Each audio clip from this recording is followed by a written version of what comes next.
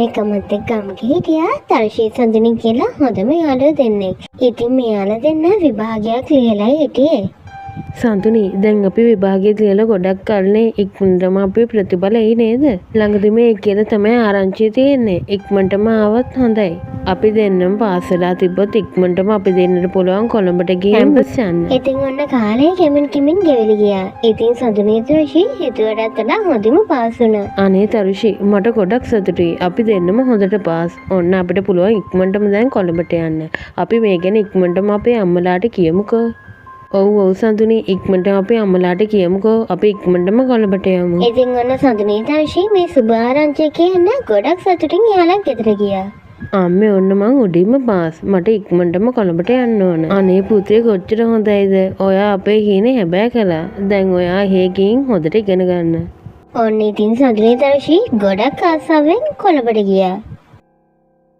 ඔන්න ඉතින් සඳුනි තර්ෂී ඉක්මනින්ම එයාලගේ නේවාසිකාගාර පාසුකම් බලන්න නේවාසිකාගාරයට ගියා. මිස් අපි දෙන්න අලුතින්මයි මේ නේවාසිකාගාරයට ආවේ. එහෙමද? ඔන්න ඔයාලා දෙන්න සාදරයෙන් පිළිගන්නවා. මිස් කොහොමද කාමරවල ගන්න දෙන්නටත් ඉක්මනටම හොඳ කාමරයක් දෙන්නකෝ. මෙහි 10000 ඉඳන් කාමර තියෙනවා. ඔයාලට 10000 කාමරයක් දෙන්නද? අම්මෝ මිස් 10000 කියන කොච්චර ලොක් ගානක්ද? අනේ අපිට ඊට වඩා අඩු කාමරයක් දෙන්නකෝ. අපි දෙන්න ගොඩක් දුප්පත්. එච්චර ලොක් ගානක් අපි දෙන්නට නම් දෙන්න විදියක් නෑ මිස්. ඉතින් ඔන්න ටික වෙලාවකින් එතන හිටපු කෙනා කල්පනා කරන්න පටන් ගත්තා. මේ ළමයිට අර කාමරේ දුන්නොත් නම් හොඳයි. හෝ ඔය ළමයි දෙන යන්න නේද ඇදුවේ? ඉන්න කාමරයක් තියෙනවා. ඒක රුපියල් 18 දෙන්න පුළුවන්. ඔය දෙන්නටම ඔයාලගේ වැඩ ටික කරගන්න පුළුවන්. ඒක ටික කාලයක් ඉඳන් වහලා තිබ්බ කාමරයක්. ඉතින් ඔන්න සඳුනි තර්ෂී මේ කාමරය ගන්න කැමති වුණා. කාලයක් තිස්සේ ගොඩක් දවස් මේක වහලා තිබ්බ නිසා මේ කාමරේ නම් දූවිලි වලින් පිරීලා තිබ්බේ. ඉතින් නේවාසිකාගාරේ ඉන්න අනිත් ළමයිට මේ ගැන පුදුමයෙන් බලන් හිටියා. කාමරේ දූවිලි වලින් පිරීලා තිබ්බා. ඉතින් මෙයාලට මුලින්දම කාමරය අස් කරන්න අම්මෝ මිස් මේ කාමරේ දූවිලි වලින් පිරීලා නේ. මේක ගොඩක් කල් වහපු කාමරයක්ද? ඔව් දරුවෝ ටික දවසක් මේක වහලයි තිබ්බේ. ඔයාලා මේක ගන්න කැමති නේද? ඔව් මිස් අපි මේ කාමරේ ගන්නම්කෝ. අපි මේක හොඳට පිරිසිදු කරගන්නම්. ඉතින් ඔන්න සඳුනි සල්ලි ටික අර මහත්මියට දීලා කාමරේ ගත්තා. ඉතින් ඔන්න සඳුනි තර්ෂී එක කතා කරන්න නේවාසිකාගාරේ අනිත් ළමයිට එයාලගේ ළඟට ආවා. අයියෝ ඔයාලා මේ කාමරේ ගත්තේ. මේ කාමරේ එච්චර හොඳ නෑ ඉන්න. මොකද මේ කාමරෙන් එක එක සද්ද රැට ඇහෙනවා. අපිත් ගොඩක් බයෙන් ඉන්නේ. ඔයාලට මේ ගැන මුකුත් අර මැඩම් කිව්වේ නැද්ද? අයියෝ ඔයාලා නිකම්ම අනතුරේ වැටෙන්නේ හදන්නේ. ඉතින් මේ නිකිනි කියන දේවල් සඳුනි තර්ෂී කනකටවත් ගත්තේ නැහැ. ඇයි ඔයා මේ බොරු කියන්නේ? අපි හොඳට මැඩම්ගෙන් අහලා තමයි මේ කාමරේ ගත්තේ. ඔයාලා ඉරිසියයි නේද මේ කාමරේ අඩුවට ගත්ත නිසා? අනේ මම මොකටද ඔයාලට ඉරිසියා කරන්නේ? ඔයාලා බොරු නම් රෑ වෙනකොට බලා ගන්නකෝ. ඉතින් නිකිනි ගොඩක් දුකින් එතනින් යන්න ගියා. සඳුනිට නම් නිකිනි කියපු දේවල් ඇහිලා ගොඩක් බය හිතුණා. තරුෂි අනේ අර නිකිනි කියපු දේ ඇත්තද දන්නේ? අනේ බොරු සඳුනි ඔයා මේ එයාලා කියන දේවල් විශ්වාස කරන්න එපා. අනික ඔල්මන් කියලා දෙයක් නෑ. ඔන්න ඉතින් සඳුනි තර්ෂී හොඳට ඒ කාමරය පිරිසිදු කරන්න පටන් ගත්තා. තරුෂි මේ කාමරේ එක ඇඳයි තියෙන්නේ. මොකද කරන්නේ? මම ඇඳේ නිදා ගන්නම්. ඔයා බිම නිදා ගන්නවද? හරි සඳුනි ඔයා එක සතියක් ඇඳේ නිදා ගන්නකෝ. මං අද බිම නිදා ගන්නම්. රාත්‍රී කාලේ උදා වුණා. ඉතින් ඔන්න ටික වෙලාවක් යනකොට මේ කාමරේ අමුතු සද්ද ඇහෙන්න පටන් ගත්තා. ඉතින් ඔන්න මේ වෙලාවේ සඳුනි තර්ෂී හොඳටම නිදාගෙන තමයි හිටියේ. ඔන්න ඉතින් මේ අමුතු සද්ද ඇහිලා දෙන්නම එකපාරටම හැරෙන්න පටන් ගත්තා. එයාලා දෙන්න ගොඩක් බයෙන් වෙවුලන්න පටන් ගත්තා.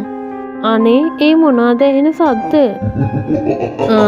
මේ පොළොව යටින්නේ ඇහෙන්නේ.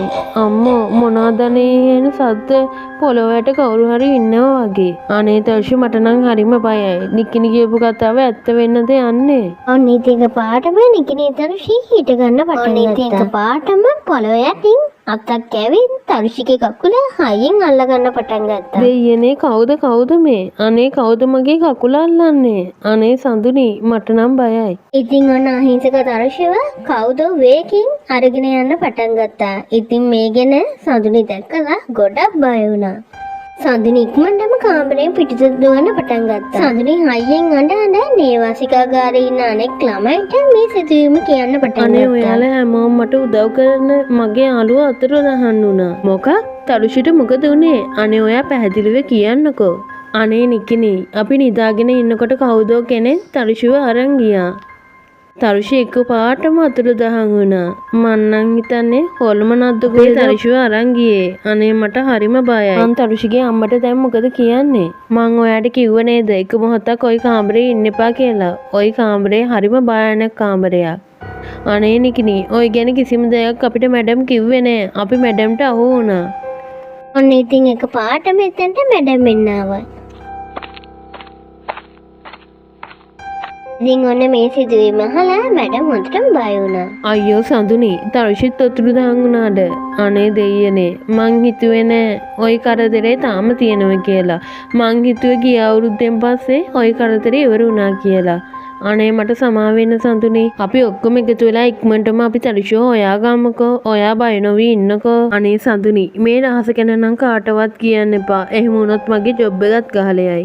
ඉතින් ඔන්න මේ කතාව අහලා අනෙක් ළමයිටත් පුදුමයටපත් වුණා. ඉතින් හැමෝම අර කාමරයට ගිහින් තරුෂිව හොයන්න පටන් ගත්තා. ඉතින් අහිංසක සඳුනි හොඳට විපරම් කරා තරුෂි ඉන්නවද කියලා. ඒත් තරුෂි නම් පෙවුනේ නැහැ. අනේ දෙයියනේ, අපි හැමතැනම හෙව්වනේ. තරුෂි කොහෙවත් නෑ. ඔයාට මතකද තරුෂි කොහෙන්ද ගියේ කියලා? එයා කොහෙටද අදගෙන ගියේ කියලා? ඔයාට මතකද සඳුනි? අපි හැමතැනම බැලුවනේ. තරුෂි කොහෙවත් නෑනේ. අනේ මැඩම්, මම නම් හිතන්නේ තරුෂිව කවුරු හරි අරන් ගිහින්ද කොහෙද? මං හිතන්නේ එයා පොළොවේ යටටම ගිහින්ද කොහෙද? ඉතින් මේ භයංකාර කතා අහලා මැඩම් හොඳටම බය වෙලා අර කාමරේ ලොක් කරා.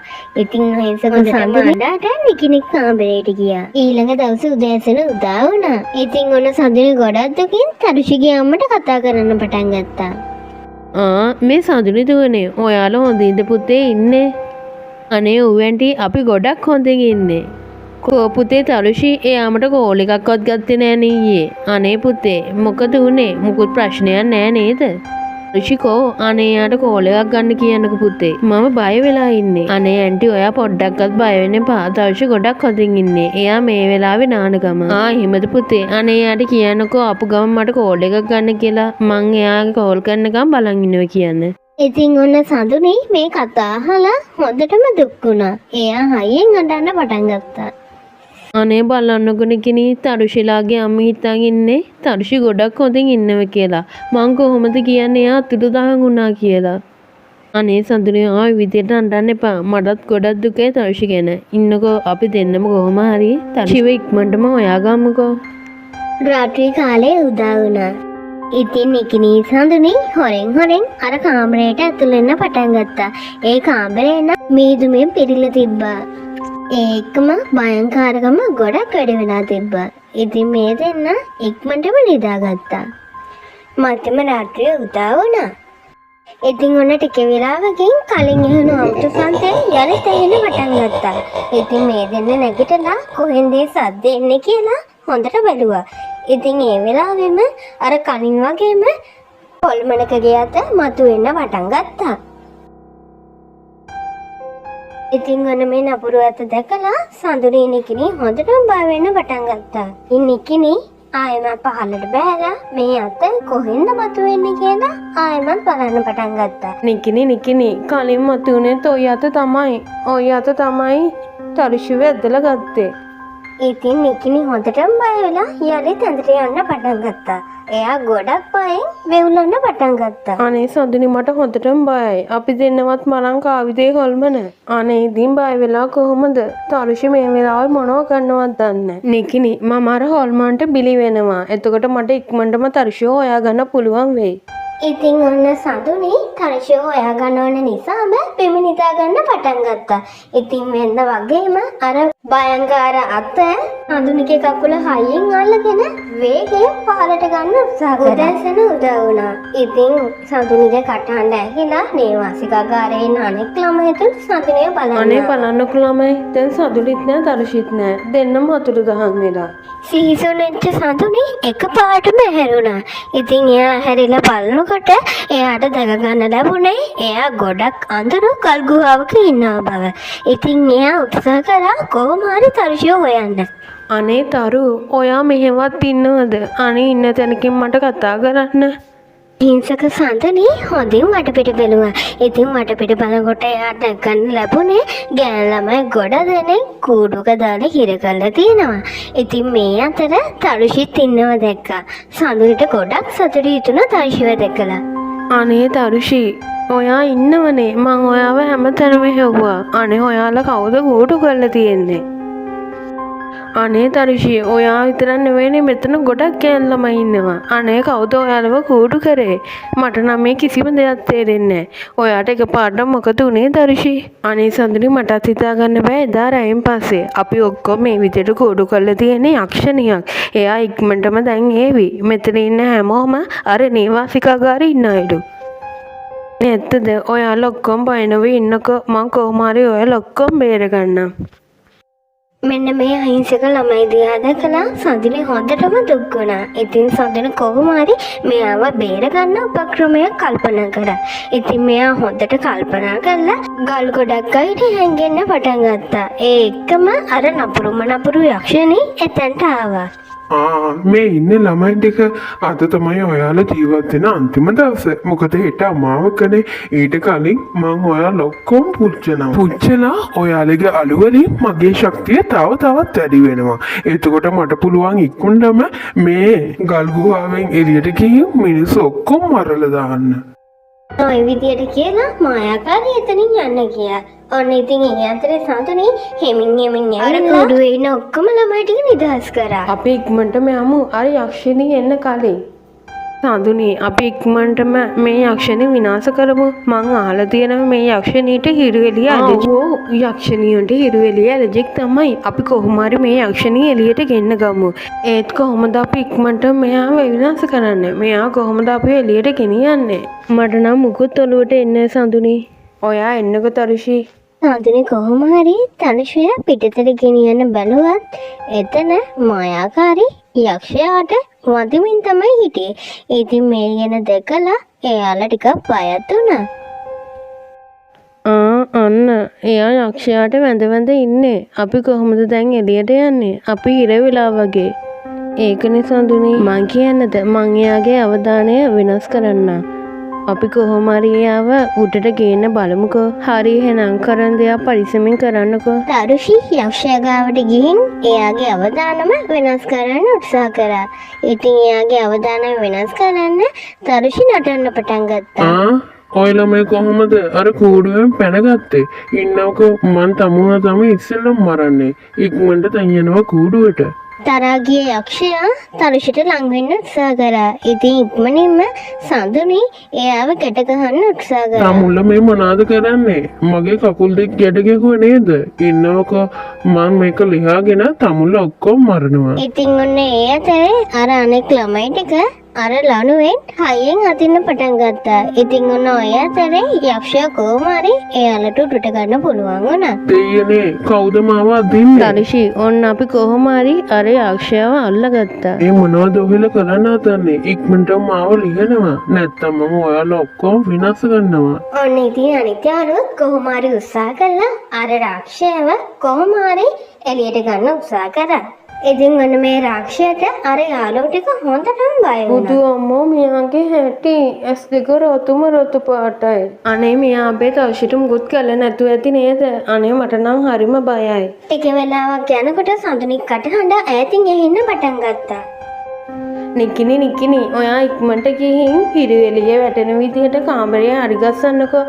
මොකද මෙයා හිරු එළියට ගොඩක් බයයි. ඒකෙන ඉක්මනටම ගිහින් හිරුවෙලිය ආවරණය වෙන විදියට ජනෙල් දොරවල් ඔක්කොම අරින්න පටන් ගත්තා. ඔන්න එකපාරටම හිරුවෙලිය අර යක්ෂණීගේ ඇඟට වැටිලා යක්ෂණී එකපාරටම අලු වෙලා දැවෙන්න පටන් ගත්තා. ඉතින් ඔන්න නිකිනේ එයාගේ යාළු ටික ඔක්කොම එකතු වෙලා අර දෙන්නව කොහොම හරි ගොඩට ගන්න පටන් ගත්තා. ඉතින් එයාලා දෙන්න කොහොම හරි ගොඩට ආවා. ඉතින් එතෙන් පස්සේ මෙයාලට කිසිම කරදරයක් වුණේ නැහැ. එයාලා ගොඩක් සතුටින් ඉගෙන ගත්තා.